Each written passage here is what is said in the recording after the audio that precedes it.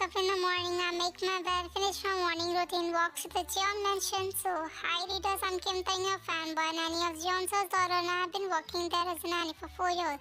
As I reach the mansion, I wait straight to the little angel's room. Soon as I enter the room, I was welcomed with a adorable sigh where both Jeon sir and his daughter snuggle up together. I always admire that bond. As I go near them and start waking up Hira, Vicky baby, at her cheeks. Hira winds his sleeve turned to call against Jeon sir more. I saw Jeon sir staring up, hearing Hira's whine and look up to me. Good morning. In his deep morning voice, he greeted me and helped me to get Hira wake up. The morning passed by giving a bother. She kept splashing water on me, giggling when I rolled my eyes and pouted at her. I tickled her as punishment, but I'm always cold like this little bird loves to test my patience. Then after wrapping her in a fluffy towel, carries her to a closet and we play dress up. Doesn't matter how tiny she is, so demanding. I'm in love with all her cute antics, so what does my baby want to wear today? Pink, pink, she exclaimed excitedly, jumping next to me while tugging at the pink cute dress. Always pink, my princess. Okay. Twirled her around after dressing up, letting her check the outfit. After a satisfied thumbs up and a wet smooch on my cheeks, said thank you, we made our way to her playroom. Inside her also pink playroom, all her toys and plushies are organized properly for a while now. In just a matter of few minutes, the room was already a mess. Time passes quickly, it was almost her lunch time, so I made my way downstairs. Waited the lunch is ready since it was not. I picked out the strawberries I bought and watched them carry his bag to her plate. I fed her strawberries since she seems to like them, and all of a sudden she started breathing heavily, scratching the throat. Spots began to form on her body. I panicked and immediately carried her to the restaurant nearby hospital. She was immediately taken care of by the doctor, and I signed the paper as the guardian. With a shaky hand, I dialed Mr. Jeon's number. As I explained the situation, stuttering here and there, the other line was dead silent. Then call was cut abruptly. 10 minutes, 15 minutes. The tick of clock was too much. The doctor still didn't come out from the emergency room. I don't know what happened to my engine so suddenly. I was pacing around the waiting area when I saw Mr. Jeon running down the hallway. Mr. Jeon came to hurl in front of me and hold my shoulder tightly, shaking me. His hands, his veins were popping up, his jaw clenched. Clearly he was trying to hold himself from not hurting me. What did you do? He asked me in his deep, cold voice, his tone almost threatening me to not lie. We were playing, and she kept looking at the strawberry in the bowl, so I fed her. She started hyperventilating, red spot came on her skin. I rushed here. I was almost crying by the time I came here. His grip on me will surely says as I blinked when she was looking down, biting my lips to not let out a cry. She jerked me back. Suddenly my back hit the wall. He launched his throat, disabled her and glared at me. She was on her my spine. It is clear. I immediately looked down and wanted to look at him. Get the fuck out. Do you not show me your face anymore? If I ever saw you around me and my house and my daughter, I promise no will be worse than me. Saying this, he stormed off to the emergency room. Despite all his threats, crying silently to myself side of the chair in the waiting room, I can't just go without knowing how my angel is. I'm such a fool for not taking care of her. Now she's fighting for herself just because of my careless, my inattentiveness. I have been with her for years. How can I not know this is such an important thing? I totally forget how. I was still in my pity party when the emergency room was opened. Mr. John along with the doctor walked out. I heard along the lines of Mr. John saying to shift her in a private room and get the best treatment for his princess. Just as I was on talking with doctor, his eyes snapped to me and I immediately looked down. I heard his footsteps coming close, my heart beating, raising with each step. I clutched my jacket tightly in my hand. I closed my eyes, stealing myself for whatever would happen. Do you not understand what it means by get the fuck out time? Do you? Go before I kill. The chapters in my daughter and here. Ignoring his word, I bravely asked him how his anxiety didn't face. His face stayed cold. His eyes clear made me want to hide some. None of your business. Despite the truth on my face, my heart clenched at his word. I just wanted to know if she's good or not, if she's well, if she's doing fine. But all my words died down my throat before I could voice it out. He had already called up security to throw me out. I was dragged out by the security, my body too weak to resist. I stood by the gate, staring at the tall building where the email intelligence lay, fighting my heart breaking further with every passing moment. I waited, unable to leave, ignoring the stare of the people passing by. Hours went by. Finally, saw Mr. John walking out, holding her a small trim wrapped in a blanket. Relief was seeing her safe, though she looked tired, her hugely bubbly energy missing. I wanted to rush to her to beg Mr. John for another chance, but icy glare forced me in place.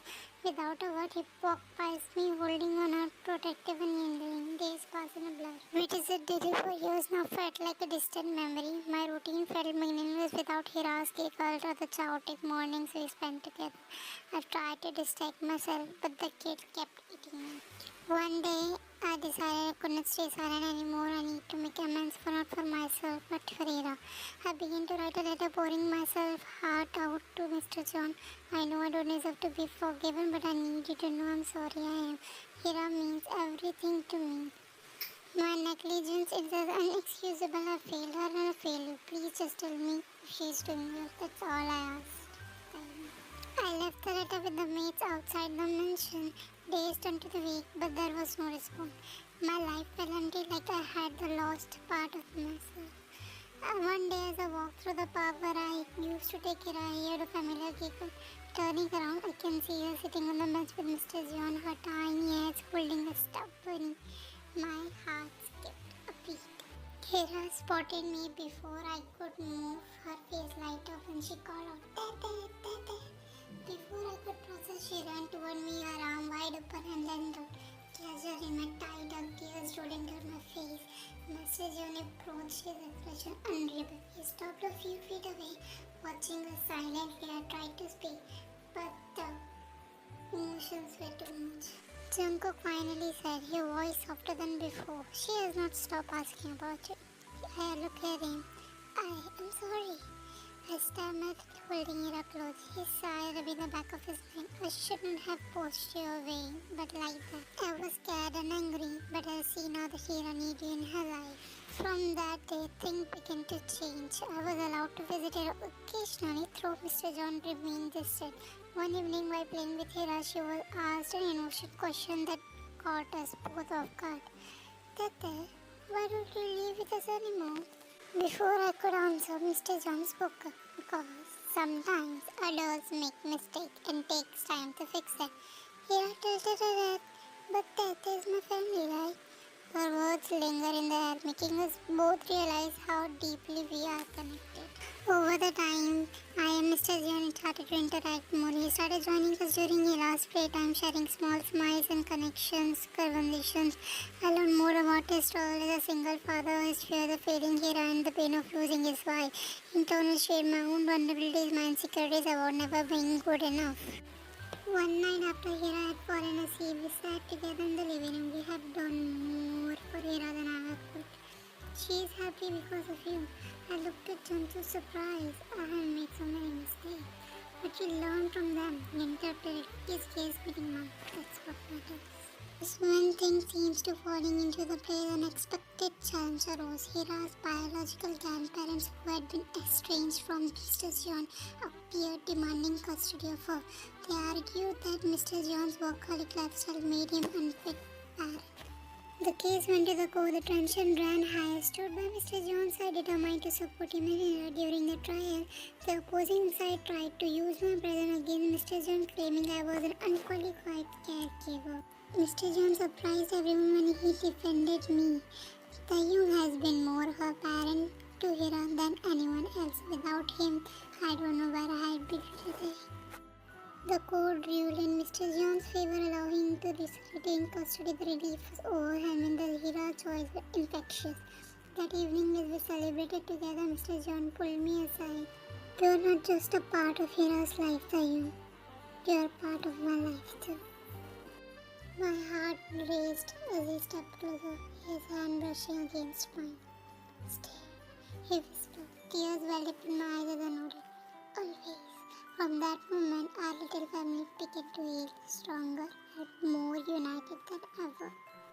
That night after celebration, Hira had fallen asleep in her room, clutching her favorite bunny. The house was quiet, the glow of the moon spilled into the living room where Mr. John and I sat together. He poured a glass of wine and handed it to me. His hand brushing against mine slightly. I felt my cheeks heat up and I quickly looked away. You know, he started, his voice unusually soft. I never thought I'd let anyone in my life again after losing Hira's mom. A glass at surprised by his vulnerability. He was looking at me now, his dark eyes holding something I could not quite decipher.